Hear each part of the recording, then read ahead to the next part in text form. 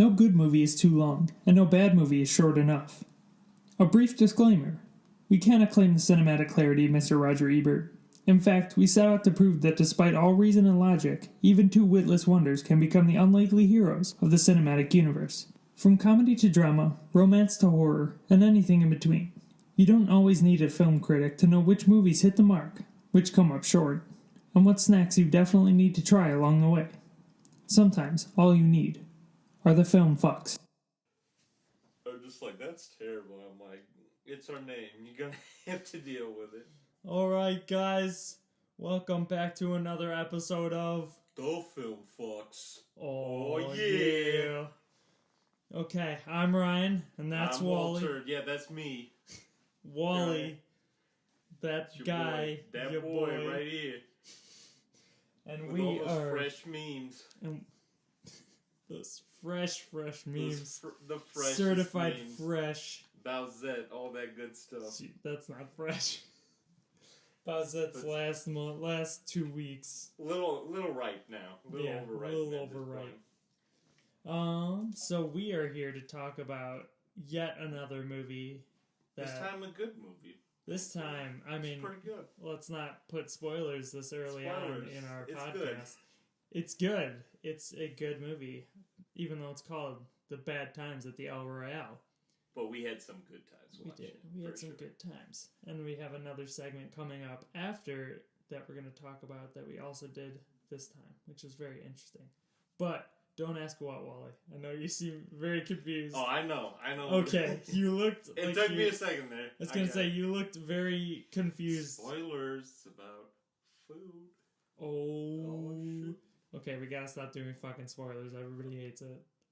All right, spoilers, yeah. We're not gonna stop doing spoilers. Yeah, in the first 2 minutes of the podcast. Because, yeah, we did that. I was gonna say, we did that last time, too. We just said right off the bat. Because you know what? I don't want to spoil this movie, because it's a very good movie. No, it does suspense, and it does, like, drawn out, like, stuff really well. There's a lot of building tension and a lot of building mystique about different aspects of people's lives, and it pays off really well at the end. Yep. Like, it's kind of just a genre bending movie of all sorts of things. I don't know, it's mostly kind of a mystery movie. Yeah, it's like a quasi-mystery movie. I mean, It starts out feeling like it's going to be just like a very cut and dry mystery movie. I mean, they have a character played by Big Dick. What's his name? Big Dick. Jeff no, Don Draper. John Hamm. John Hamm, yeah. The Big Dick himself. You haven't heard about this? They just got a huge dick? That's amazing. Yeah, that's all you know about this guy? No, I know he's an actor. He's really funny. John Hamm. But there's it was a big thing. Is that I think it was a couple years ago. In the movie, a couple years ago, it is all of this in the movie. You see his dick, you're like, damn, that's gotta be the real thing. Dick, yeah. But no, a couple of years ago, there's a paparazzi and he was wearing sweatpants or something, gotcha, and they took a picture and they're like, Jesus Christ, John Hamm is a big dick. That's amazing. That has nothing to do with this movie. Nothing to do with this movie. But he's in this movie. He is, and he's very weird. He is weird. As are most of the characters. But he's yeah, every character has a sort of quirk, but through the movie you get their backstory and stuff that does develop the character more. But at first, most of them just have one quirk that kind of sets them up, and as the movie goes on, they become more fleshed out. Yeah, so it's he starts out, he's this very, he's a vacuum salesman. That's his good whole old thing. Southern vacuum salesman. That's wonderful. He wasn't Southern? Yeah, he had a Southern voice. No, he didn't. He absolutely did. Wally, I lived in the South. I know what a Southern voice is. He didn't have a Southern voice. He had big dick Southern accent on it. It sounded like he was trying to do the traditional salesman, that transatlantic accent where it's the all-American hey, yeah, let's do that. Very much of the South too in there. There's a splash of Southern. Wally, if you go and see this movie again, there's no Southern in it. Well, he changes his voice. Oh, spoilers. No, he doesn't. He does. No, he doesn't. He takes off the facade. Yes, so as it goes. So, like, this guy, he's the vacuum salesman, but, like, he's kind of the hallmark of, like, a good character in this. Like, he's the archetypical good character, because as you find out pretty quickly in the movie... This isn't really much of a spoiler. But No. Yeah. He's an FBI agent. So so very early on in the movie, he's just, like, ripping stuff apart. Mm-hmm. And, the seems a little hotel's confusing. not all the way, it's, not as nice not as on the it up seems. and up. No. Yep, and it's... What I really like about this movie is that it's, like, segmented, or it's, like, fragmented, storylines. It's like you get... It's paced pretty well. I was gonna say, you get, like, all of John Hamm's story, basically, up until a certain point. Mm-hmm. And then... Like, this is definitely an ensemble piece. Yes, it is. I would say there's, like, Jeff Bridges and, I don't know the actress's name, but she played Darlene in the film. I think you could say those are the two main characters. The singer? Singer, yeah. Cynthia, and Vio? Or Vio? Yes, famous Broadway actress. Gotcha, okay. She's great. She's amazing. Yeah. Like, she's the main character. I would say she and Jeff Bridges are the main characters of this movie. Definitely. Yes, and possibly the bellhop or the, like... ticket in a guy. way. Yes. I mean, he kind of becomes the weird the weird, like, bad and good hero. Yeah. Like, so this movie mainly, and we've talked about this movie mainly is about saying the archetypes of good and bad are, like, the things that will be punished. Like, you never, in reality and in life, it's never black and white. Mm-hmm. And this movie does a really good job of depicting that in a way that, like, the archetypal good characters get punished, the archetypal bad characters get punished. Everybody generally gets their comeuppance. Exactly. That's what I was gonna say too. It's a good one. Excellent. And then the people who are, like, in the middle, they're not good or bad, or they're both in equal parts. Yeah, the most great characters are rewarded. Cynthia and Jeff Bridges' character, who seems more villainous at the beginning. He doesn't seem like he's all there, and the movie does a very good job of explaining he has Alzheimer's. Yeah, Alzheimer's. Excuse me. That's like, I would say this is, and Jeff Bridges is a really good actor. Yes. I would say this is, like, one of his, I wouldn't say best roles. I guess he's very good in everything he does. But he does a really good job of, like, because you don't know at first if you're supposed to like this character or not, and he does a very good job of doing that. By the end, you're definitely supposed to like this character. He becomes a very sympathetic character towards the end, even though he's not an all good character. I was gonna say he's not at all. I would say he's a pretty bad character. Yeah. Like, he robs banks, and you don't know. So yes, we brought up the Alzheimer's, which is a little bit of a spoiler. But when he first admits to that, you don't necessarily know if it's true or not. You think maybe he's just being a con man, and this whole movie, there's just, like, are people telling the truth? Yes. About their backstory or not? Or are they just making up a bunch of stories? So. Yeah. Is it all fake, or is it all real, or is none of it, or is some of it real and some of it fake? And like, how he grows in that, like, characteristic of having Alzheimer's throughout the movie is, like, that is such incredible acting, because at the beginning it's like you don't really want to believe that he has this, because he seems just like he's just manipulating people. Mm-hmm. But then by the end of it, there's this one scene where he's just, it is pretty sad. Like, it's devastating. And, like, my grandfather is suffering from all, like, he's very far along in Alzheimer's, and it's pretty kind of heart-wrenching to have to deal or have to like see stuff like that, but like this was done like, and so at the end it's like he doesn't even remember his name. Yeah. And like it's a pretty pivotal scene where he gets asked what's your name, and he's just like, yeah, that was very sad. oh my god. I was, because he like starts by playing it off as a joke and kind of like trying to recall it and like, oh, just give me a second. But then like you see this amazing shift where it's like, no, he's never gonna think of it because he's that part of his brain is no longer like, I wouldn't say this is there. a very emotional movie. I mean, towards the end it's very emotional, but like just really strong emotion. But that felt I don't know, very real at that point and not really over the top. I was gonna say it was good. Just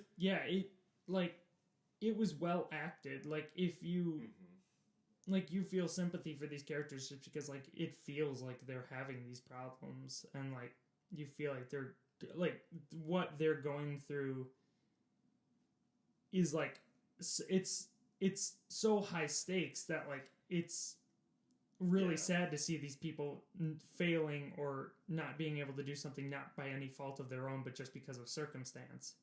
And that's compared to like Star is Born, where it's like all just a little bit of canned emotion to the point where it's like, oh, this is very... By the way, check out our Star is Born podcast. Yes, we hated that movie. Haven't released that yet, but compared to this movie, it just didn't hold up. It didn't do anything that it was trying to do. It didn't do anything new. It wasn't really engaging as a movie. Like, this has, I guess to put in simple terms, a lot of people could say, like, the Quentin Tarantino kind of style where there is a lot of dialogue. And it's very engaging dialogue, too.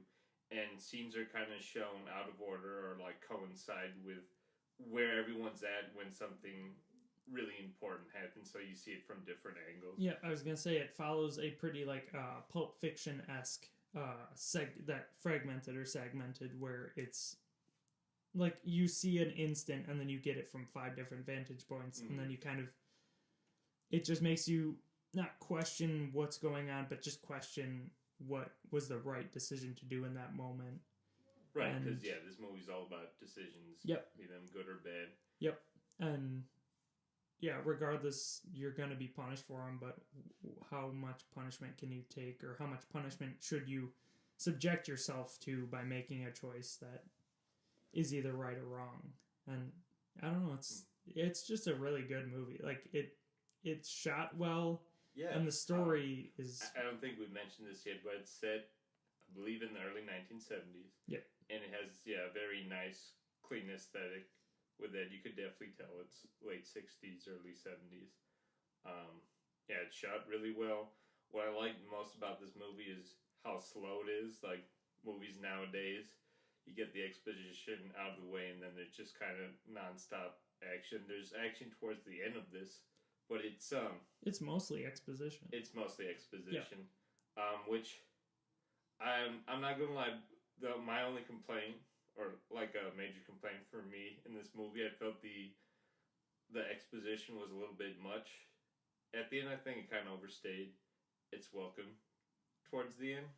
Because we do get pretty much every character's backstory, and it gets to a point where we're kind of at the height of the action, and then we go into more exposition. I know, like, it made sense why I did that, but just kind of as a movie, it kind of loses its steam a little bit because of that. I just kind of felt it overstayed its welcome, which that was the only time where I'm like, okay, I'm kind of getting bored of this movie that was towards the end. It is a very long movie.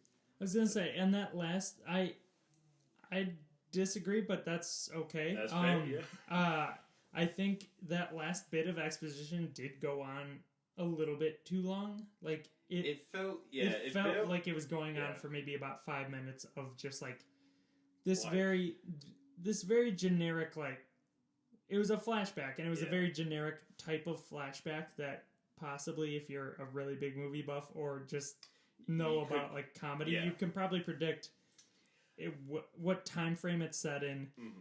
Think about what has happened in the past that it just felt might be flashing back to. Kind of clunky for the movie to do that.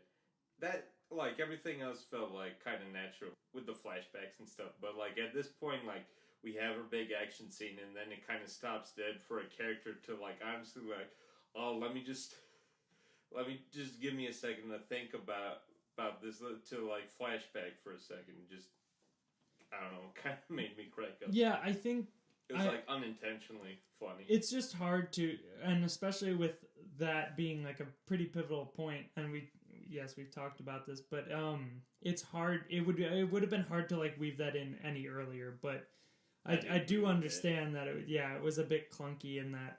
I mean, it was a little heavy-handed. And like there was a couple of things like the main villain or the big villain of this, not the main one because there's a couple of like main villains. But the big villain in this. So he's like the third act. You're like, yes. So it's Chris Hemsworth. He is like the big villain. Yep. In this, and his whole like they spend a lot. Are either kind of very good or very bad. Will get their comeuppance. He's completely on the bad side. Yeah, he's the very bad person, and they linger a lot on his like they linger a little bit more on his than I feel like was necessary. I think coming in with the backstories of the other characters, you know that he's going to be this bad guy. I don't think that's true. I don't think they needed to draw, and they kind of because they kind of hinted that there's this bad guy coming that's like worse than what we've seen so far at this point. So. And then they have this exposition that kind of makes it seem like he was a good guy, and like it fits with the motif of like what they were trying to depict. Like he's supposed to be this but then also when they're like walking around in the field. Oh yeah, you really didn't like that. Well, it seemed like, okay, you've been talking about this guy being bad, and we already have this scene of like the beach where it seems like, oh, maybe he is good, or maybe like he starts off being good. I feel like I felt they put that imagery. So he's walking through a field with a big group of people. I think that was just kind of said like, oh, this is in the late 60s. Yes, it's like it's very much a like, oh, this is like a hippie way of life sort of thing. But I feel like how he was portrayed in that little cutscene earlier where he was on the beach and he kind of like he's this free spirit just kind of walking up to this girl and just being like, oh, I know exactly where you're from, and oh, now you have to go swimming. It's like, oh, this guy, he's wearing no shirt. Yeah. It's like you can already tell this guy's like he's mostly shirtless in this movie. By yes, the way, he is, and Jesus Christ, thank God, fucking hot. Like, dude, he's got like the most insanely just like tone, and maybe it's because like he was leaning back. Contractually obligated to be like shirtless in most of his movies. But like, fucking hell, like the. But you know what? Oh, the abs. We ain't gonna complain. No, I'm not gonna complain. It's great. He's hot as hell. And that's like might be you a know draw. What? And he's the hot. He's easily the hottest character in this movie, but he's also like the most easily, the hottest character. We were looking for it, and this movie was really trying to make a lot of hot characters, which isn't true. No, but like and anyways, we could gush about Chris Hemsworth. I mean, like, we're talking about, like, the two archetypal characters. We got Big Dick John Hamm. Big Dick John Hamm. And we sadly didn't see him without it. Killer abs Chris Hemsworth. Yeah. So it's like, obviously, the two... They're hitting all the quadrants you want, people. Yes, big dicks, hot bodies, very good people. Very good people, very bad people. What else do you want? But, I think maybe it was just like a way of like, obviously guys are going to try and convince dates to come see this movie with them.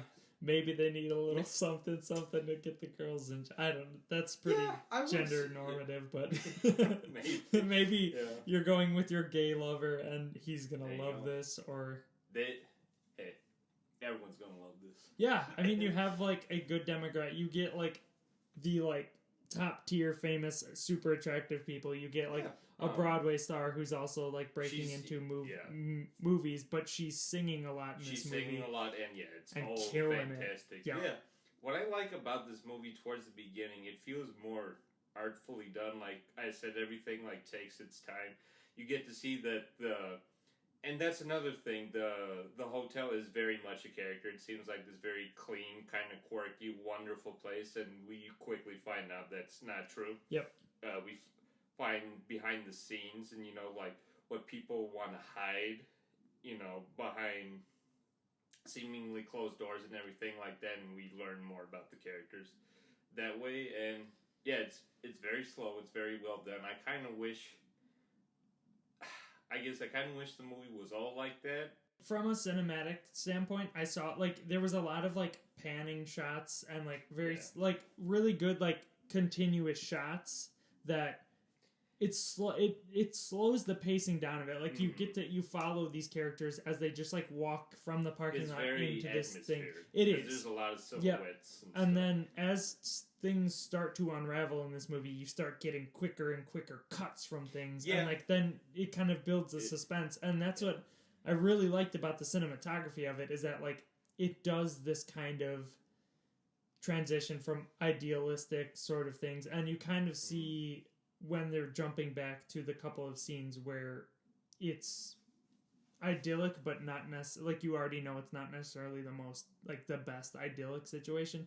There are like a little bit harder cut, like there's these little meticulous things that they did in this movie that I would hope that they actually like thought pretty long and hard about to make it good. Yes, it feels like they put in a lot of time and effort to like make the little things as impactful as the bigger things. Yeah, there's like this wonderful sequence at the beginning where we're just stationary in one place, but we see different cuts of just this guy's day and like what's going on, and you have a great layout of the room, and you're able to like, I don't know, it just like it's very confining, and that kind of just is a big point in this movie, is just being confined in small spaces and then kind of being seen for like what we are. Yep.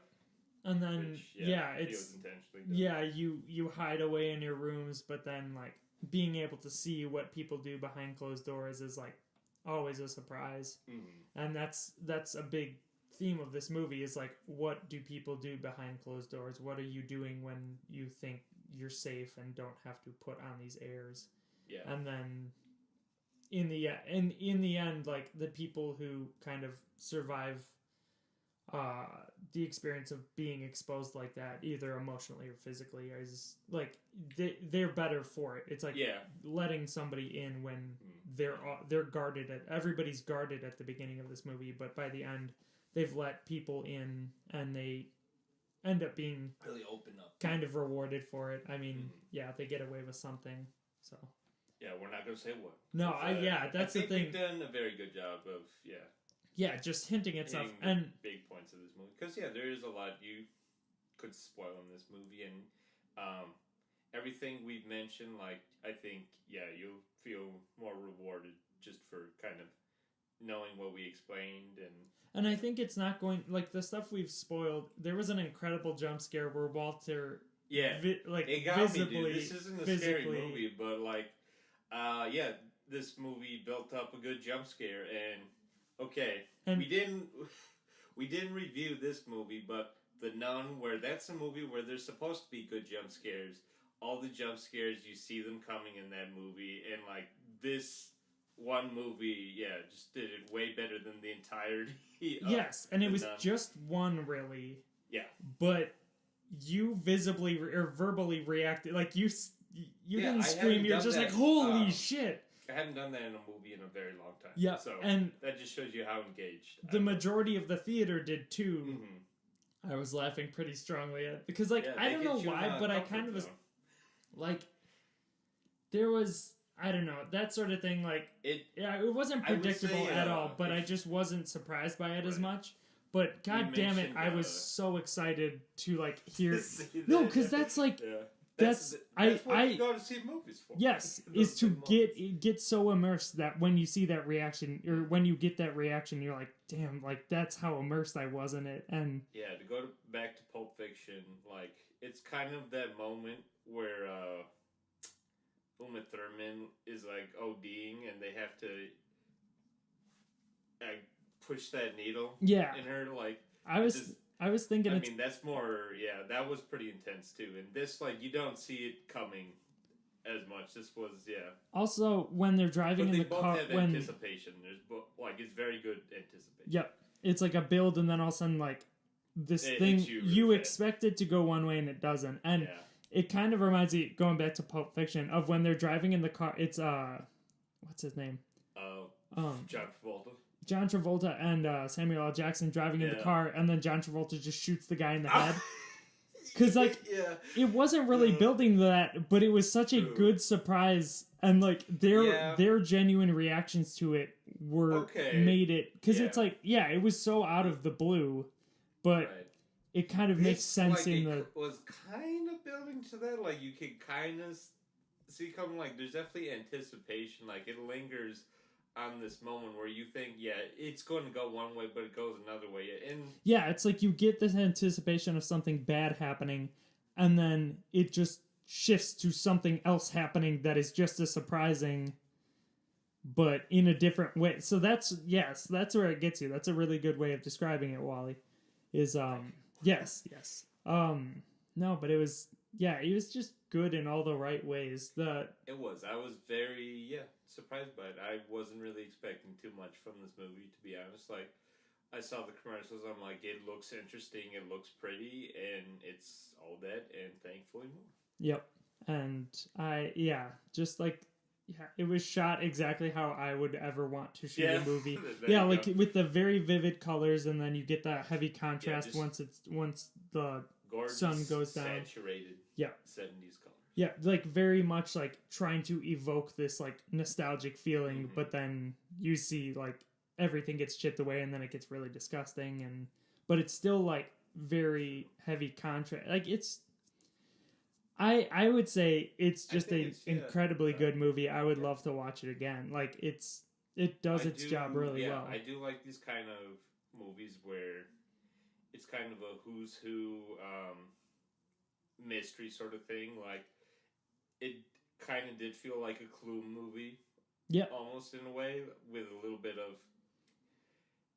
I want to say, like a Tarantino kind of way, but there's also this other movie I'd recommend called Seven Psychopaths that also kind of deals with characters in this sort of way.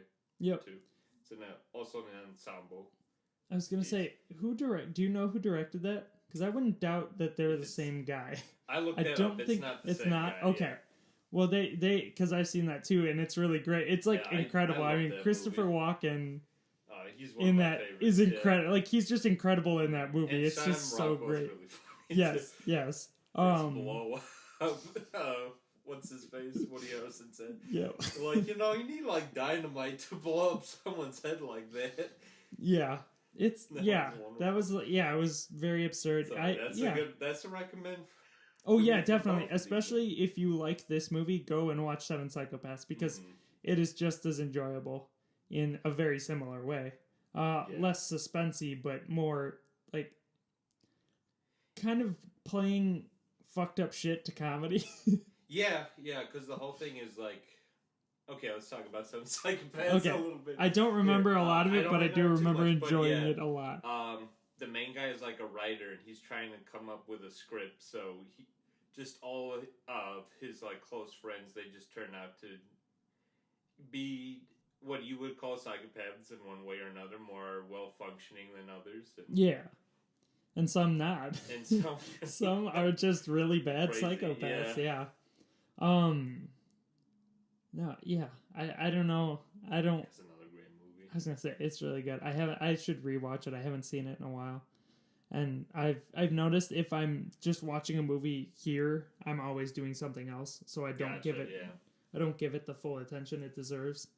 Which is to my detriment, yes. But that's why I kind of like this podcast, is because it's getting me to go and fully engage myself in the movie. I think, so, I mean, we mostly plan on doing current movies, but maybe like a month we could have like a throwback movie month or something like that. I was going to say, it'd be cool if maybe like once a month, because I don't know, our schedule is a little in flux right now. Well, hopefully, I was thinking, we were thinking of trying to do it bi-weekly, but we might we've been seeing movies at quite a decent rate to the point where we might be able to start doing it weekly. That is a lot of investment on our part, but we love it, yeah. Yeah, and if we can do it, I need to get better at editing and do that at a reasonable pace. But if we can do that, then I think it would be cool if we just maybe once a month, just because, I mean, movies, there's only so many movies that are coming out at any certain time. Yeah, there's only so many movies that we also want to see. That's very true. I mean, going to see The Nun was kind of like, this is... Yeah, we kind of... That was fun, though. That's not a movie I would see otherwise. Nope. And that's kind of what I wanted for it. Never see it again. Because, probably not. And we're not going to review that because I don't remember that movie, to be honest. Well, we might release the review for it. It's not going to be great, but god damn it, if it's the weirdest thing to... They had inaccurate dinosaurs in there, dude. Yeah, what the fuck? Come on, movie. Yeah, you spend millions of dollars and you can't get 1950s dinosaurs in there? Come on. Yeah, what the hell? You have a holy hand. You have the holy hand grenade of Antioch, and you don't have none for accurate representation of 1950s dinosaurs. Yeah, it's quite the weird ass, like pretty religiously inappropriate movie. Yeah, it's not, and it's not good. No, like there's nothing redeeming about that film at all, except like weird one-liners. There's some weird one-liners. I've seen some of the Conjuring movies. If you want to be a completionist and you're like, oh, I like those movies. Let me check this out. Wait till it comes out. Yeah, it'll probably get on Netflix at some point, and it's not worth. It's not scary enough. It's supposed to be a horror movie, and it wasn't that scary, to be honest. There wasn't a lot of like jump scares that were great. We talked about that. Mm-hmm. There wasn't a lot of I'm just gonna ambiance horror stuff. Yeah, there's not a lot of ambiance horror. There's no atmosphere in it. It's the equivalent of going into one of those cheesy haunted houses, and it's the same scare for like 5 minutes. Yep. But now it's stretched out to an hour and a half long film. Yep. So okay, now that we've successfully removed ourselves from the movie that we're talking about this week, we're going to take a bit of a break. Okay. So see you after that. Setting, because we didn't... Then we'll get into spoilers. Yes, then we're going to get to spoilers. So if you haven't seen the movie yet, I think you've got about a couple of minutes. We will... Got 2 minutes flat. I was going to say, we'll say exactly when the spoiler section is coming, but yeah, for now. So... the setting, I mean, it's very like when you think of 70s, you're gonna think about this. Like it's a California. Well, it's like summer. It's the mix thing, because it's like the whole, like those novelty hotel ideas where it's like either there's a cavern or something where, hey, come and stay and enjoy the cavern that we have. You can ride a minecart, or for this like Donkey Kong. That's it. Well, no, it's very boring compared to Donkey Kong. But yes, for this, it's the fact that half of it is built on the Nevada. in Nevada, and then the other half is California. Yep. So it also coincides with the good and the bad, and we kind of see towards the end, I guess, Nevada is inadvertently more of the good state. Yes, or at least the characters that choose the Nevada side, and maybe, because wasn't Nevada blue and... Nevada's purple, and California's gold, I believe. Okay. And so, and for like the gold rush and stuff. But, so there's a lot, so in the hotel itself, and the outside, there's a huge red line that kind of goes along the entire thing. Yep. And so...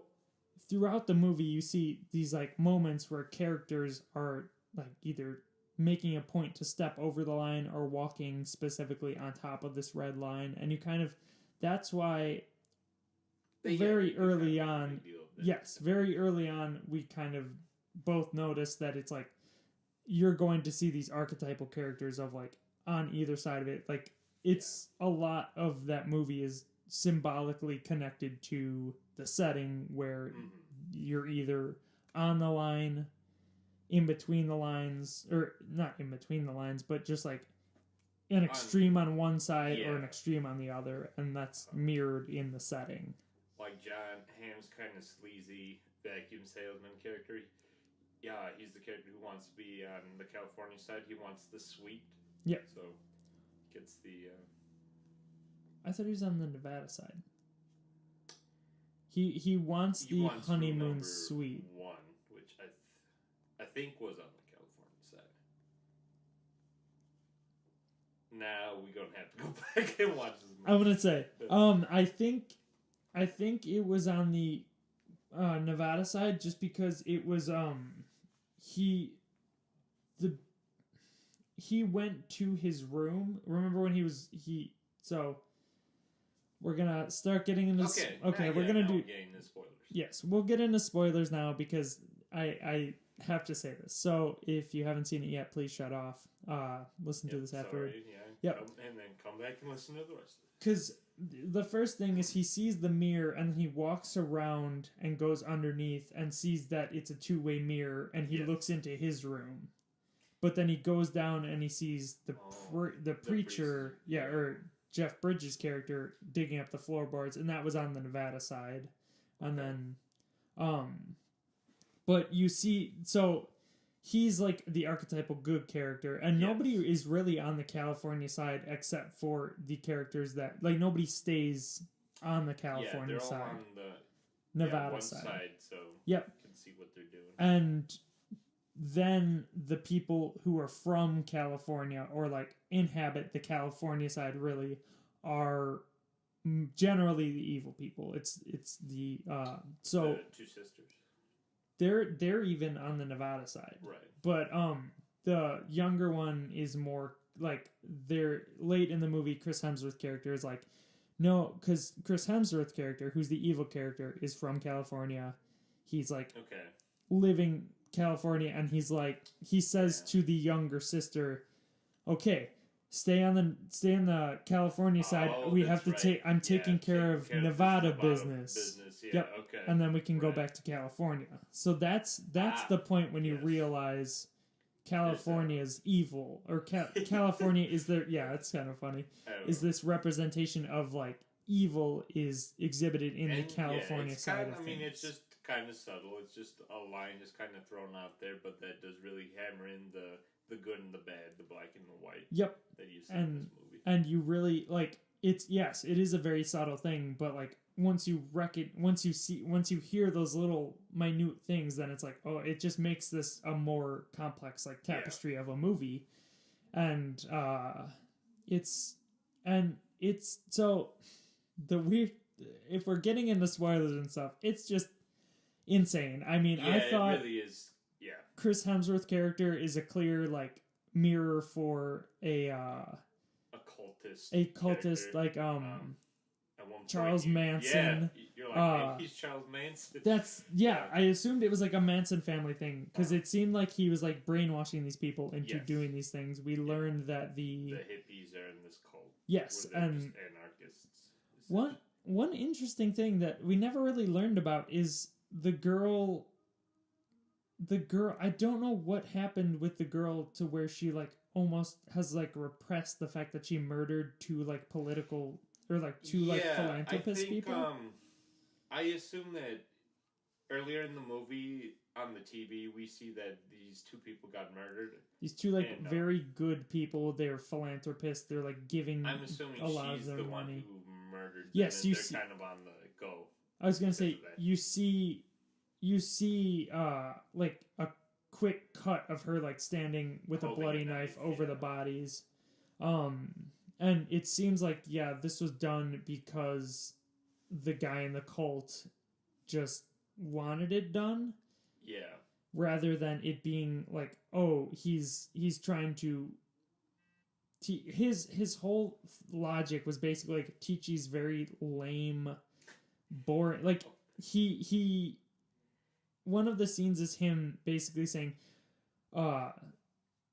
modern life is basically a fight between two different ideals. Yeah. And I'm here, and they want you to choose between two things.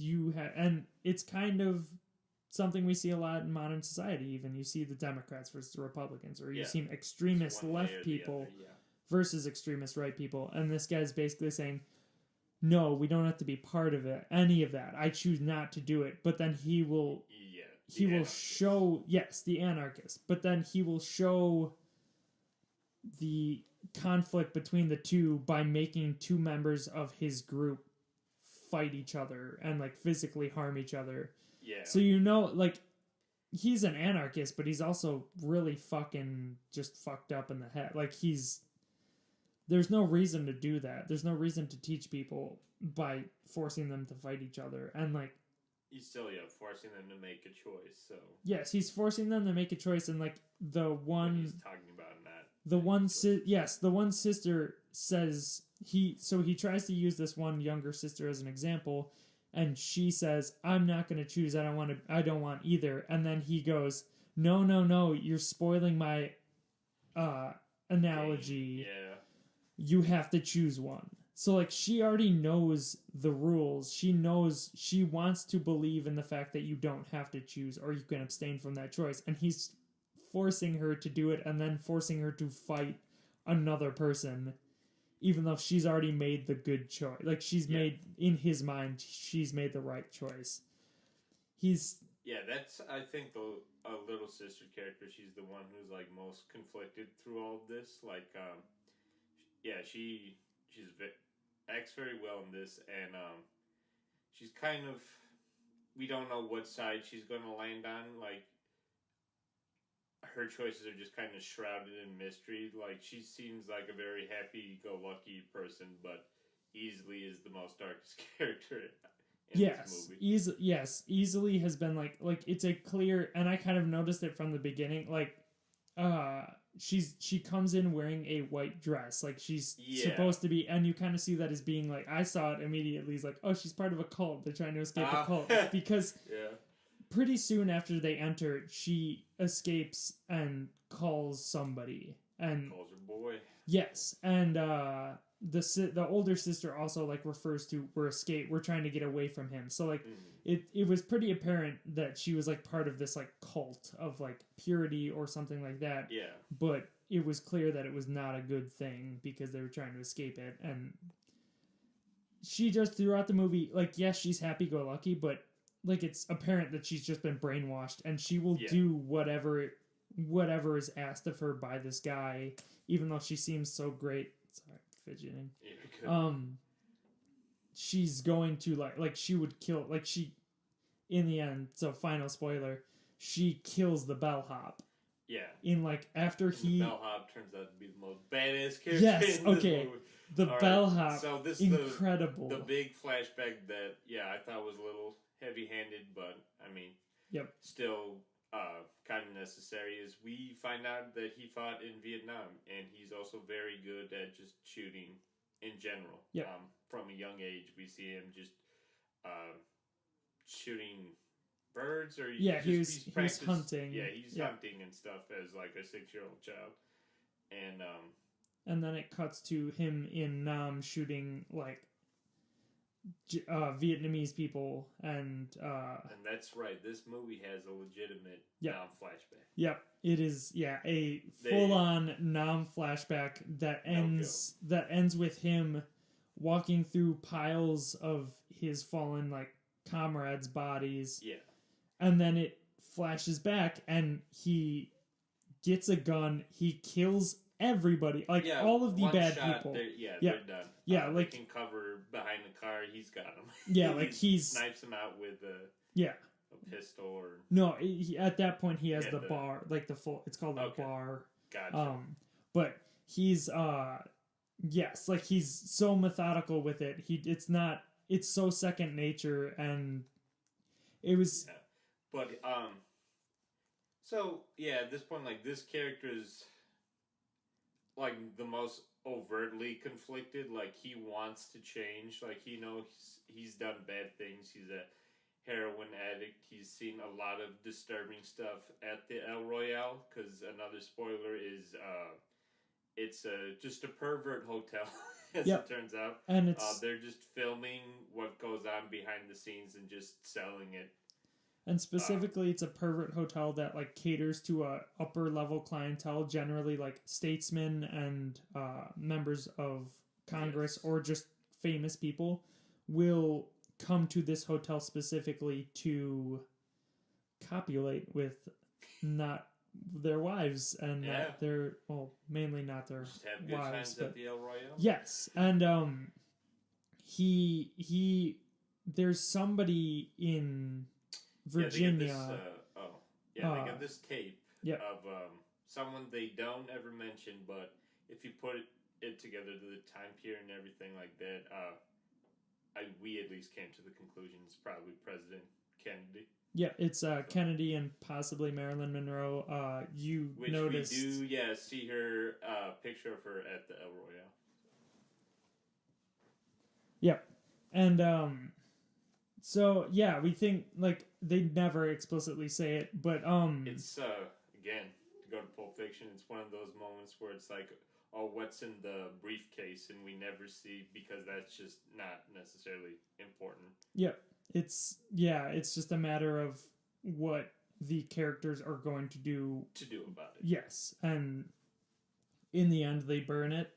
That's a choice made by like the most good of the gray area characters. Okay, yeah. The woman, Darlene. You see her make the choice. Like that's the point where like she pivots into like being the good archetype of the movie, even though she isn't like this noble knight. Like she did manipulate people, and she is taking stolen money. Yeah. In the end to like help her survive, but she has morals, and you see that. And Jeff Bridges' character, maybe you wouldn't, if he gave her the option, so it shows he's kind of grown throughout this. He probably would have just taken it at the beginning. I mean, you kind of he would have get just that. taken them money at the beginning. Well, and the tape at the beginning, because it would have been worth so much. True. And by the end, he's willing to. He makes a friend by the end. Yep. Makes a couple of friends. Yeah, and so his big character, like he's this criminal. He's a robber. Yep. With his brother, played by Nick Offerman. Ron frickin' Swanson's in this movie for like 2 minutes, so that's the only. Which he wasn't in more, but he's a side character. He does a good enough job. I mean, he's the opener of this movie, and it's really well done. Like you're seeing it from, you don't realize you're seeing it from anything like the specific. Look of Nick Offerman, like he looks like a dude out of the 70s. Yep. That you would like, Yeah, he works in that like layered costuming and with like a fedora or like one of those hats. But you see, like it's a very long drawn out scene of him. Yeah, this is at the beginning. At the very beginning of the movie, it's like the cold open is a shot from behind the mirror of him entering the, and you don't realize it at the time that it was from behind the mirror. Yeah. But of him entering, of him entering the hotel, pulling up or kind of being a little like he's clearly running from something, or he's a little paranoid about something. Stolen whatever it is in the briefcase. We don't see what it is. He shows his carpentry skills by. Yes, he pulls up, or he moves everything out of the way in this like very it's so drawn out, which I really loved. And like it feels like a noir kind of. It's just like you're seeing him kind of, because he like starts off, he walks in and he puts a gun down on like the coffee table, and then he like sits there for a little bit, and then gets up, moves everything to one side, pulls up rolls up the carpeting very meticulously, pulls up the floorboards, puts the thing down underneath there, rolls it back, puts everything back like it was, and then goes back to sitting there. And you kind of see this in relative real time. And then, there's some there's cuts that this scene has a lot of character into it. Like it feels like a short film. It would be really hard. Like he's an incredible actor, because like to be alone in a scene, and especially for like timing wise, because obviously they have to make this into a certain length of time. They probably knew it was going to be a 5-minute scene or something like that. Yeah, and to like have easily 5 minutes long. And it's so you could see every little thing that he was doing. I don't know, he might have had an earpiece in or something where they're like, okay, now you need to get up and start doing this, but he plays it so well where it just feels like any person, or like any person behind a closed door would be doing these things, and like it isn't like he's going from step to step to step to step like you would, like most movies would do. It's just, it's very well done. Him like taking a break, going out like in the rain just to clear his head for a little bit. Yep. And then at the end of it, he gets shot in the head. Yeah. It's it sets you up like, oh, this movie's gonna, there's gonna be some mystery involved, there's some comedy involved, and it's gonna be pretty violent. So in the first 5 minutes, you're perfectly set up on what kind of movie this is gonna be. Yep, and it delivers from start to finish, in my opinion. Okay. So I think we're gonna do a little bit of a wrap up. Oh no? Yeah, would you fuck with this movie? I would absolutely fuck with this movie. Walter Trush, would you fuck with this movie? Hell yes. This is a great movie. It's super fun. Not a lot of these kind of movies come out anymore. Great acting, super engaging and stuff. Yep. But it's just a little long. I would say it's a little drawn out by the end. So. You definitely, and the lack of action might do that, where it just feels like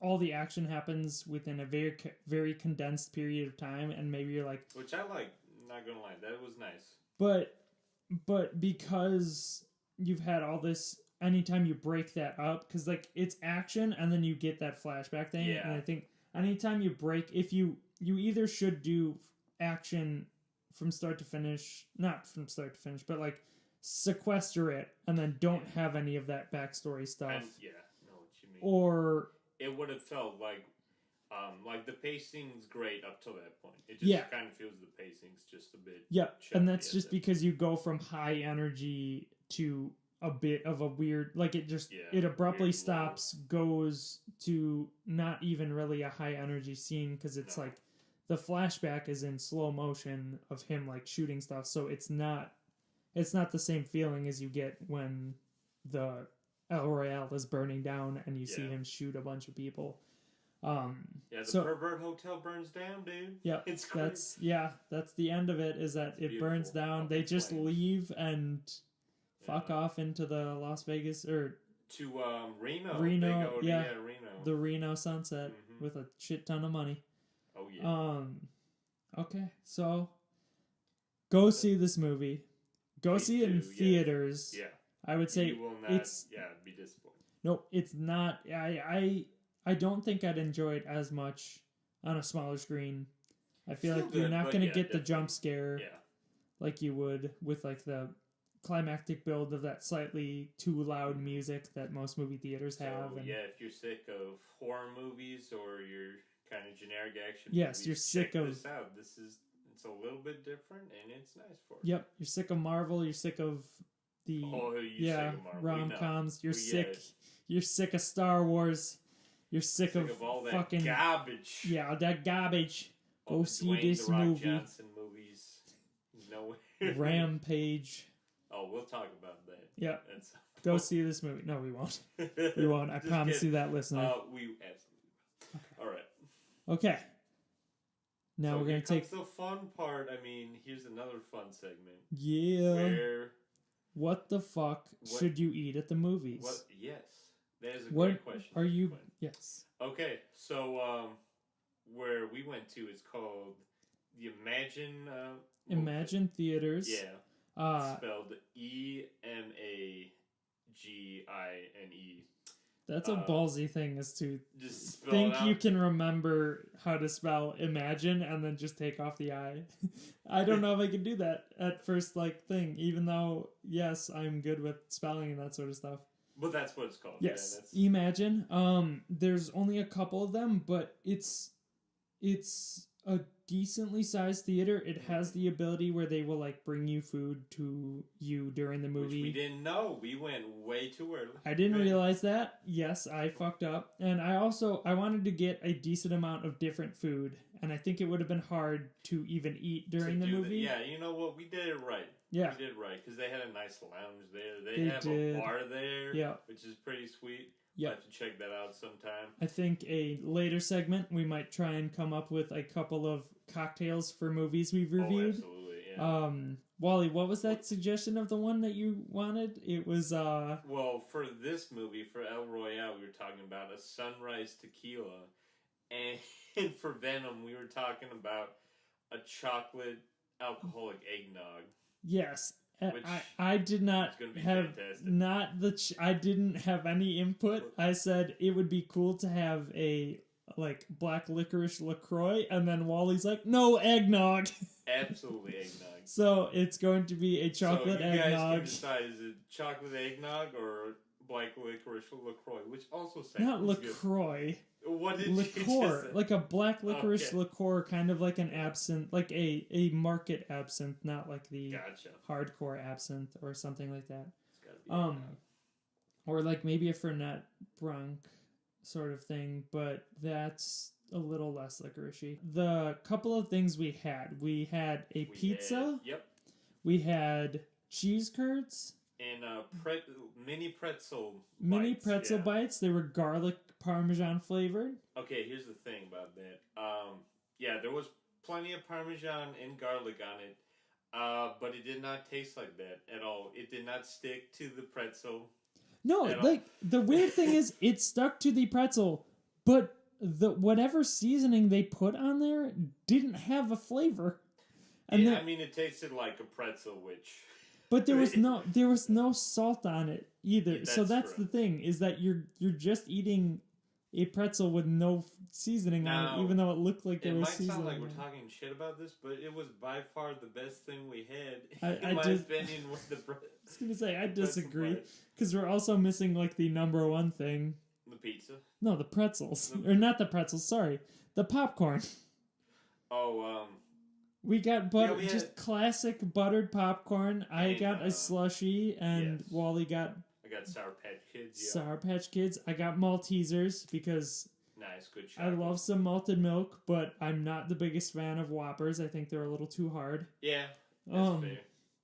Sour Patch Kids, that's a surprisingly good movie theater candy, I'm gonna say. Oh hell yeah, I'm all about those Sour Patch Kids. Wally likes eating kids. Yes.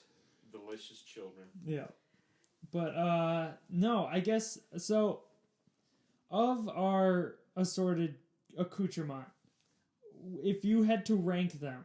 Okay, here we go. Especially since we do have to put the disclaimer, we did not eat this in the theater. Yes. But we can guess at what it would be like, at least for the stuff that we had, what it would be like to eat it during a movie. Because I think there are things that, if done well, could topple popcorn as like the number one snack. Yeah, I could see the pretzel bites being that, because the pretzel bites, they're not too flavorful. Like, okay, at a movie theater, you just kind of want something to munch on that has a little bit of flavor to it, but not too much. You don't want the. I don't know what I'm trying to say now. So, like, but salt and butter, that's a pretty strong flavor, and you do put like your cheese powder on it. Which, I just douse my popcorn with that like fake chemically nacho cheese garbage, which is fine every now and then, but no, I kind of like just normal salted popcorn. But that's still a pretty strong flavor. I think. Maybe it's just me though, because I also I won't salt my food and stuff like that. So maybe I'm just thinking. Just a weirdo, man. I know. I understand. I'm a weirdo. You love your butter though. I do. Like when I go hard, I go hard. Man, we didn't mention the cheese curds yet. Let's talk about those. Well, I wanted to talk about the pretzel bites, because one thing that I'm kind of in my ranking it can have a dipping sauce. The thing that's going to topple popcorn isn't something with a dipping sauce. Because it makes it almost impossible to eat it during the movie without... Like, you can't... Popcorn's nice. You get a handful of it while watching the movie and put it in your mouth. You drop a couple of pieces, it's fine. Yeah, it's okay. Some crunch popcorn for you. It's great. For later. Yeah. But you don't have to worry about, like, looking down and make sure you're dipping it in the ranch and making sure you're not spilling anything on yourself. Okay. You're not... I guess that's a good point. Yes, a dipping sauce is a clear hindrance to a movie immersion thing. So, fair enough. Could you eat those pretzel bites raw and get the same satisfaction as I do eating like, popcorn? I also eat like little pretzel nugs or whatever, just like normally. So yeah, I'd be fine with eating those pretzel bites without dipping sauce. But is that as good an option as popcorn? Yes. As good as an option of popcorn, to me, nah. No? You can't top that. Okay. You can't top popcorn. See? It has yet to be topped for me. Oh, cheese curds. Yes. They have the same problem with the sauce. You know what? Cheese curds, pretty disappointing. I was going to say, those cheese curds specifically were devastatingly disappointing. There was... I mean, it's a hard pill to swallow, people. Both of our first bites of a cheese curd... It was just the breading. Yeah, we didn't get any cheese. It's a fucking cheese curd. How do you screw that up? And when you did taste the cheese, it's generic cheese. Yeah, it's just like a mild cheddar, and you're not getting the quality of like a bar cheese curd where they make it with a special unique cheese curd. Wasn't bad. I disagree. I need to take you and Carl to this place because once you have that kind of breading, I guess you're ruined for life. You just can't go back. You are, yes. Because the breading that they had on these, it was like a thick... If anybody is listening from Wisconsin or Illinois now a little bit, Culver's cheese curds, where it's like a thick breaded coating, almost like a Pecco crust breading. Dang, getting all fancy here. Yes. It's just thick. Like, it's very thick, and that means that... And the cheese curds are also a lot smaller, which means you're going to get instances where you're not getting cheese in your cheese curds because there's so much breading, you get a minute amount of cheese. Yeah, just that increment, small amount of cheese. Yep. You know what? Doesn't do it for you. No, I was not satisfied, especially after having these like larger ones where it's like actual... Like if you buy a cheese curd... Do you feel if we didn't have the pretzel bites, you would have been more satisfied with the cheese curds? No. I was not satisfied with the pretzel bites, I'm not going to lie. I love the pretzel bites. Give me a little teeny bit of salt on there. Because most pretzel bites will have salt. Or at least they'll have like a cheese filling or something to... I just like they had marinara dipping with the pretzel, which was kind of weird, but it's different. I was going to say, I didn't try it with that, so I don't know how the marinara held up, or how the marinara... That's okay. You can add this part of the marinara. Marinara. Yeah. Thank you. I'm not editing it out. Tasted, and maybe that would have helped. I mean, if you're having garlic and Parmesan. It definitely helped. Okay. Not gonna lie. It was a big... And okay, you're saying like, yeah... See, I'm a messy person. I don't care if I get a little bit of this dipping sauce. No, but if you spilled the whole thing... I would be, I'd be devastated. But then you're in a dark theater, no one's seeing, you just take the pretzel and dip it on your face. Finish the thought. You dip it, you scoop some marinara sauce off of your shirt and eat it. Yeah, I ain't gonna waste that food. But don't look at me like that. We're not wasting perfectly good marinara sauce here, okay? I don't know how to respond to this. This is controversial. Oh, we'll get back to this. Okay. This is going to be a big debate. It will. We might have to talk about this later. I think to do it properly, you need to find a way to... Maybe bigger dipping bowl. Something like that, yes. Also something, because I mean, even the dunking into it, like, you're going to need to kind of take your mind off of the movie. True. I mean, the best thing to do is just hold that shit up to your face. Just chug the marinara sauce and fit as many pretzel bites in your mouth as possible. We encourage this, by the way. We do. It's not a choking hazard. Just remember to swallow it whole. Yeah. Don't listen to Wally. Don't chew. Use your molars.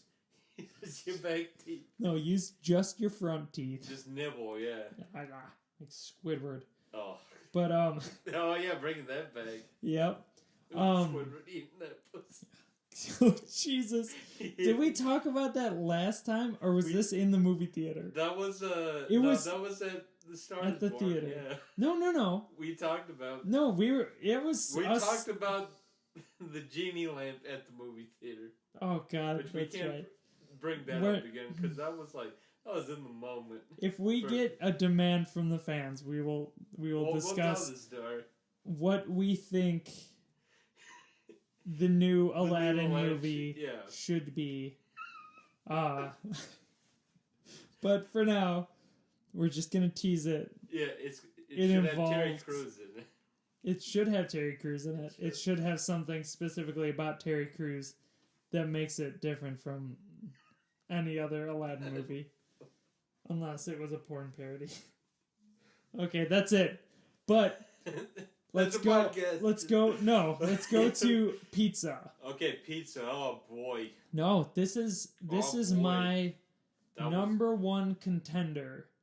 Okay. To replace popcorn. Yes. What? Explain yourself. If it's made properly, and it holds. So, are you saying this pizza was made properly? It was close. Okay. I don't think it was 100% perfect, but I think if you get a pizza that can hold together relatively well, like a New York style slice, where you can fold it, like it's a light crust, it's a good amount of cheese, but it's not going to like glob cheese all over you. Pizza could do it for me. It's not as distracting, and I think unless you're a messy eater like me and you get the cheese out. But I think like that's what we need to figure out is like what pizza is going to cause the least amount of mess. And I think a New York style slice, if you fold it up, that's true. Should A, be a little bit less messy than popcorn, and B, you can get a lot more complex flavors in a package that might be less messy and might I think it would be better. I know this. I think it's just kind of depending on like what you're feeling. Like, I don't know. Like with pizza, like there's a lot more texture going on. It's goopy, you know. It's going to get everywhere. Popcorn. Have you had New York? Yeah, popcorn's goopy. What are you talking about? Ain't goopy. There's tons of butter. Oh, God. You get grease all over your hands. But yeah, you're still on a solid piece of popcorn. What? Yeah, but like, I don't think you're thinking of we're not talking about like a Domino's pizza or even the pizza we had there. Thinner sliced, or thinner crust. So now we're just talking about the ideal. Yes, that's the thing. This is, and I had this conversation with a couple of people before. Then Sour Patch Kids. Sour Patch Kids? Yep. Okay, we're jumping to candy now. Yep. Let me argue. Chocolate or fruity candies? Because I know a lot of people will be mixing. You're either one way or the other. Well, a lot of people will be mixing them M&Ms into their popcorn and making it all. What? I'm fine with it. That's good. But is it better than Sour Patch Kids? That's the thing. We need to have definitive answers. Okay. You have your popcorn. This is your main movie theater thing. Then you got your side snacks. That's not your pizza. Maybe pizza flavored. I'm calling it. Okay, we have a Twitter now. If you are for Pizza over popcorn. Hashtag pizza over popcorn. Chocolate or fruity snacks, let us know. That's the thing. Hashtag pizza over popcorn or hashtag popcorn over pizza. Fruity snacks versus chocolate snacks. See, I'm gonna go like, every other time. Once you do like chocolate snacks, and then the next time you do fruity snacks. I was gonna say, I don't like the M&Ms in popcorn idea. I don't like all that. That's added mess. That's something I complain about. M&Ms on their own. Yep, and I usually would go for a fruity candy over a milk chocolate sort of candy. The Maltesers I just chose because they had them. Maltesers are great. If you haven't had them, get them. They're just like a softer. Sour Patch Kids are better. So I agree with that. Absolutely. Yep. And I think a Sour Patch Kid is kind of in the similar vein as popcorn in that, whereas popcorn is salty in that way, Sour Patch Kids are sour. It's going to have you get more soda. You're going to be drinking more soda to kind of that's true. To kind of counteract that or to keep that going. So that's ideal for me. You get your large popcorn. You got your bag of Sour Patch Kids, and then you got your soda. I'm 100% with you on that. So are we thinking or sour Skittles? Sour Patch Kids. I like the chewier candy. I'm more of a Skittles because I think they're generally more sour than a Sour Patch Kid. I guess like what I like about the Sour Patch Kid is that it's sour enough by just like chewy candy too. Gotcha. But I just like children, man. I just like to eat children. You've heard it here. Heard it here. Wally is Kronos. Sour Patch children. Wally is Give me your children. I will eat them. Wally is Kronos. He must be defeated, but one of the Sour Patch Kids is eventually going to rise up and kill him, like Zeus, and start. That's how the show's going to end, people. We don't want that. Keep feeding him Sour Patch Kids until one of them grows sentient and kills him, and then creates the Olympians. That's going to be epic. That's the next evolutionary step, dude. Yep, right Sour Patch Olympians. Mm-hmm. That would be really funny. If they just had like a bunch of weird misshapen. Just down like Gulliver's Travels or whatever. Yeah. Well, I can't remember if Kronos. I guess would they have bones at that point? I don't want to eat them if they have bones in them. No, they don't have bones. Because they're moving around. Well, haven't you seen they have a skeletal structure? They're filled with fluid-filled sacks. They are. How can they move their hands and stuff then? Who knows? Maybe the Maybe they do have bones. Maybe the sour sour sugar creates like an exoskeleton. Right. This is so fucked up. But so this is all to say that you know what, I'm glad we tried weird stuff. Well, weird stuff like having pizza and cheese curds and pretzel bites. Like I think that's all good if you just one day you're like, I want something a little bit different than popcorn. That's a good alternative. But I think you can't beat the popcorn. No. And I'm interested, so if we ever go back to Imagine in a later segment I want to talk about, because they also have these popcorn variants. Yeah. They've got cheddar popcorn, they have kettle corn, they have caramel corn. They had some weird stuff. What the fuck? Get that shit out. I'm saying definitively now, get that shit out of there. They don't offer an assorted pack or even like a Chicago mix. They're a pretty like Illinois, Wisconsin, Minnesota based brand. They don't have a fucking Chicago mix? What the fuck is this shit? Do you know what a Chicago mix is? No, I have no idea what you're talking about. It's a cheese popcorn and a caramel popcorn mixed. Okay, so you're talking like in those like Christmas tins, you could get your caramel corn, So it's in the same bag, basically. Is cheddar like and trifecta. You know what I'm talking about? Yes, I know what you're talking about. Yeah. It's not like that, because those are separated. That would be pretty sweet. But they need something like that, where it's like, I want to try all of these little things. Yeah. You need a variety pack. Sure, maybe it'll cost you $12 or $15. Gosh, yeah. But... No, yeah, that'd be nice. Yeah, it would be nice for somebody who wants a little variety. But I will say, So this is like, if you have the cash to spend on more stuff. that's the thing. Is like, if you really want to try this, because I would be amazed if somebody goes, I want a large tub of caramel popcorn. Or cheddar popcorn, even. I feel like that cheddar in most of those, like, or even kettle corn, is all of those are pretty strong flavors. And caramel corn specifically, you're kind of hedging your bets and saying, hey, you're not going to buy candy. You're not going to buy candy now. You have a candy popcorn. So why do you need to buy candy? True, then Yeah. But never thought about it. Yeah, popcorn is great because it's not basic. Sweet. Yes, it's basic. Yeah. It's a basic salty thing. It's like a Lay's potato chip. Yep. Whereas, and then it goes well with anything. But I say they're a lot better than Lay's potato chips. Though. But not a big fan.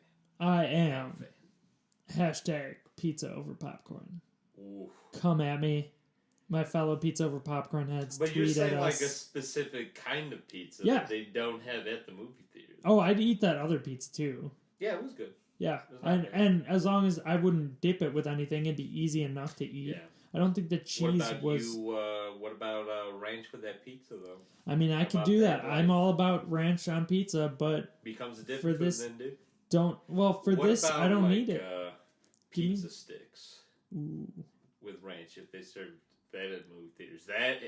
There we go. See, give me a ranch seasoning on top of it. Ooh, like a salty ranch seasoning. Because I don't want to dip. That's my thing. Fuck the dip for a movie theater. Give me some ranch seasoning on top. Or season it to a point where I don't need that extra zest to it. But god damn it. Don't do me like that with the dip, bro. Nah, bro. Okay, so it's dip or nothing, bro. Wally, what are you fucking with on your movie going experience? So you're fucking with your general things. You got your big tub of popcorn. Already explained that. Sour Patch Kids. Extra butter. Maybe if I want to mix it up, I would try those pretzel bites again. Try with a different flavor. How many times? So there were 3 flavors. One was original, which I hope was garlic and cinnamon. Wasn't it like a cinnamon, That's cinnamon more sugar? Like a dessert sort of thing. Yeah, maybe it was. I think it. I'm not sure though. Yeah, I would try that again. Yeah, pizza. Just keep that, away from my movie theaters. Thank you. Very much. Fuck off, I'm taking a stand on this. Hashtag popcorn over pizza. Fucker. Popcorn for life. I love Try to change. Yeah. Try to change me. I love popcorn too, but I gotta say, I'm going, give me a pizza. Okay. Make it a good pizza. You're wrong, but okay. Great, you can have your wrong opinion. Give me a pizza. I'll take some Sour Patch Kids. I would rather get Sour Patch Kids and pizza over... Maltese? I'm not going to get a Malteser if I have pizza. I'm just not going to do it. That's too much dairy for me. I've got a little bit of an issue. Mm-hmm. But popcorn is fine. I will eat popcorn with Maltesers, but fuck off. I want my pizza, and I want it now. Soda or Slurpee? Ooh. Okay. So this dude. We have so much to talk about. Yeah, this is going to be longer than the review, I guess. Yeah, apparently. So my thing. Yeah, here's your yeah. Is it okay if I lay it out? Okay. If a slushie is a one-time, 1 cup, no refills situation, that shit ain't worth it. Don't fuck with that shit. Because you're always going to get fountain drinks. No, you shouldn't pay... Because you will always pay more for a slushie than you will for a soda, even though they cost... I'm sure they cost the exact same amount to produce. But if it's a free refill situation like Imagine has... Yeah, that was very nice. Fucking slushie all day. All day. Don't fuck with the fountain drinks. Unless you're Walter Trush. I will say, after that salty popcorn, you don't... Here's the thing that with Imagine, they don't have the best straws for the Slurpees right now. unfortunately. Yeah. So, like, after that salted popcorn, like, soda and popcorn, that's your bread and butter right there. That's your soda and popcorn right there. Bread and butter. Yep. But, no, I'm glad they have Slurpees there. It's nice for a change, but I would rather go with the soda. Oh, man. I will say they have the freestyle machines there, and that makes a huge difference, because then you can get a lot of variants of soda that you aren't always accessible. Dude, yeah, even the disgusting flavors you don't want, like raspberry Coca-Cola, get out of here with that. Sounds fucking great. I'm not gonna lie. Good, man. That sounds good, no? But I mean, you can get that raspberry Sprite, or you can get that like like a Fanta. Give me a Fanta grape. That sounds. Or a Fanta, like, not a lot of places have the Fanta variants. They just have that orange shit. Yeah. There's more to life than orange Fanta, people. Yeah. Alright? Get the fuck out of here with this shit. We're getting really aggressive in We're this. We're getting real with this, yeah. In this is where you can see where our passion lies. You can see. Alright, yeah. Maybe we should just do a food podcast, but... The food fucks. There we go. Yes, that's what this section is called. We are the food fucks right now. But I think... Because we're fat, and we love food, and you know we are two of the fattest people in the world. I'm going to make this claim. I haven't moved in 10 years. My family is I just rolled broken. to the movie theater. Well, the problem is you have to roll too. Like... You're not that much. Card, though, you're not that much thinner. Yeah, you do have your little rascal, and that he just kind of pushes me. Scooter, yeah. It's really hard. Like, oh man, do you get that thing revving? We're making fun of fat people. I'm not making fun. What are you talking about? Oh yeah, right. No, we're good. Wally, you gotta stop breaking the fourth wall with these illusions. You gotta stop it. We are fat. We're so fat. So when I'm people just see nudging us him to the theater because I'm like, dude, we gotta stop eating for 2 seconds. And it's like a 15-minute drive. Like it is, it takes substantially longer when he's just pushing me. Thankfully, the movie theater is just down the hill. Yeah, thankful. Yeah, it's really not though. But it's down this giant hill. We just rolled down. Yeah, I mean there is one giant hill, but God, oh man, getting back up, man. Yeah, that's a bitch. That's when you gotta call up mom. You're like, Mom. That's when we just. Mom. See, that's the biggest problem we're gonna have is once it starts getting cold, because one big thing we've been doing is just rolling ourselves, because we are, with all of our fat, we're buoyant. Yeah. So we can roll ourselves over the lake and get to Williams Bay from Lake Geneva. Oh yeah, it works pretty well. That's what we've been doing, but now it's getting cold. Like my nips get so hard. I know, dude. When we're doing that, piercing through the waves. It is, yes. It's been super windy too the past couple of days, and it's been really hard. It's been hard. We've suffered. Yes. Yeah, we're suffering. We're suffering. We need the support of like a populace, because eventually we need help getting to the theaters. We just want to be, like we just get out of the house. There's just a crowd of people there to carry us to the movie theater. Yeah, or somebody with a forklift. Just Either way, all we need is one. We need 2 fans with 2 separate forklifts, and that's all we need. So that's to help our fat asses to get to the theater. Yes, would be greatly appreciated. Please, all we need 2 fans. We're begging 2 fans. Our fans, begging. Our non-existent fans. Please learn how to drive a forklift. Yes, get a propane forklift. Learn how to drive it and come to us. We will. We can't support you. We can thank we can't you. Do anything. We might not even thank you. But we'll give you a shout out. We'll give you a shout out. You're like, hey, Dave with the forklift. Yeah, thank you. Bro. You're a real bro. Okay, on that note. On that wonderful note. Yes, we're going to sign off. So, from Ryan and Wally, we've been the Film Fucks. We are the Film Fucks, and also the Food Fucks. And the Food Fucks. And we fucked with a lot of food, and we're definitely fucking with Bad Times at the El Royale. And yeah, we'll fuck sometime later. We do fuck after every podcast. Yeah, by the way, yeah. It's horrible. We need the fork list for that too. Please help. Please help. It's not good.